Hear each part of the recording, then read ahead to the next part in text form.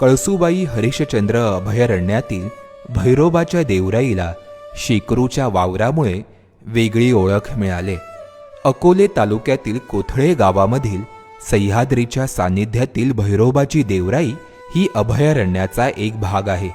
अकोले तालुक्यामध्ये मोठ्या छोट्या अशा धरून एकूण 10 देवराया आहेत. यामधील भैरोबा देवराईचं क्षेत्र हे 1.5 हेक्टर परिसरात पसरलेलं आहे. या देवराईत मानाचे स्थान आहे शेकरूला. शेकरूचा दिवस पहाटेनंतर लगेच सुरू होतो. आपली हद्द जपण्यासाठी हा प्राणी प्रचंड संवेदनशील असतो. सकाळी घरट्यातून बाहेर पडल्यावर लगेचच तो चरायला सुरुवात करतो. पूर्णपणे शाकाहारी असणाऱ्या या प्राण्याच्या आहारात 25 वनस्पतींच्या बिया, पानं, फळं, खोडाची आतील मऊ साल आणि देठातील गरांचा समावेश असतो. शेकरूच्या आहारात फळांना असणाऱ्या प्राधान्यामुळे बीज प्रसारणास मदत होते.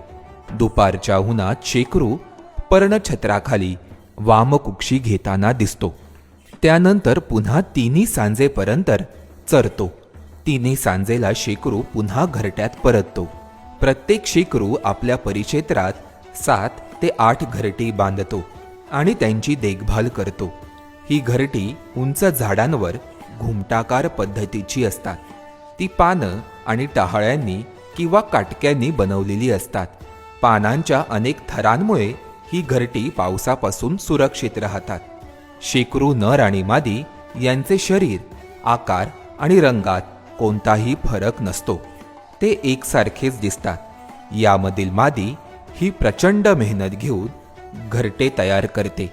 यापुढे दर गुरुवारी प्रसिद्ध होणाऱ्या देवराईंची महती या रील सिरीजमध्ये पुढच्या भागात जाणून घेऊया.